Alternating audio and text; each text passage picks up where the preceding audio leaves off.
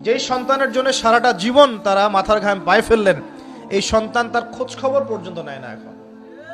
এখন Britain, Oxford, Harvard থেকে পড়ে আসছে, ঢাকা বিশ্ববিদ্যালয় থেকে বড় বড় ডিগ্রি নিয়ে আসছে, তার বাবা এখন থাকে বৃদ্ধাশ্রমে। জাহাঙ্গীরনগর ইউনিভার্সিটির একজন প্রফেসর, তিনি বৃদ্ধাশ্রমে আছেন। একটা ভিডিও দেখলাম তার, তিনি বলছেন যে আমি আমার পরিবারের জন্য কি না করেছি, আজকে আমি এত বড় প্রফেসর হওয়ার পরে আমার শেষ জীবনটা এখানে কাটছে। এবং এটাও কিন্তু কিয়ামতের আগের একটা বড় নিদর্শন যে পিতা মাতার সাথে দাস দাসীর মতো আচরণ করা হবে, এবং যেটা এখন হচ্ছে। আমরা দেখছি পিতা মাতার অধিকার তারা পাচ্ছে না, সন্তানদের হাতে নির্যাতনের শিকার হচ্ছে, বৃদ্ধাশ্রমে থাকতে হচ্ছে। সারা জীবন যে সন্তানকে বড় করলো, আজকে সেই সন্তান তার ওই যে কাফনের টাকা পর্যন্ত দিতে যাচ্ছে না, মারা গেছে লাশটা পর্যন্ত নিতে আসে না, এমন হচ্ছে না? মাঝে মাঝে এগুলো দেখলে মনে হয়, মনটা চায় যে আমরাও কিছু বৃদ্ধাশ্রম করি। যাদেরকে আল্লাহ পাক তৌফিক দিয়েছেন আপনারা করবেন। যদিও ইসলামে বৃদ্ধাশ্রমের কোনো জায়গা নাই, মায়ের পায়ের নিচেই সন্তানের বেহেশত, কিন্তু এখন পরিবেশ এত খারাপ যে কিছু কিছু বৃদ্ধাশ্রমের দরকার হয়ে পড়েছে।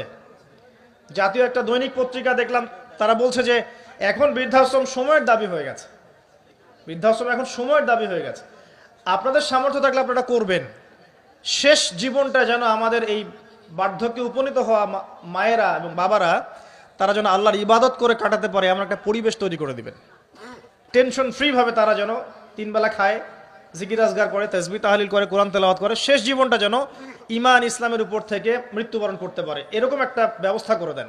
ইনশাআল্লাহ বহুত নেকি হবে ইনশাআল্লাহ। আল্লাহ পাক আপনাকে বরকত দিবেন ইনশাআল্লাহ। এটা একটা ব্যাখ্যা হতে পারে। সেকেন্ড ব্যাখ্যা হতে পারে এই, দাসী তার মনিবকে জন্ম দিবে অর্থ হচ্ছে এই যে সমাজের ন্যায় অন্যায়, হক বাতিলের মানদণ্ড উল্টে যাবে। কারণ দাসী মনিবকে জন্ম দিতে পারে না, পারে? তার মানে একটা ব্যাখ্যা এটাও হতে পারে, সত্য মিথ্যা হয়ে যাবে, মিথ্যা সত্য হয়ে যাবে কিয়ামতের আগে আগে, হক বাতিল হয়ে যাবে, বাতিল হক হয়ে যাবে।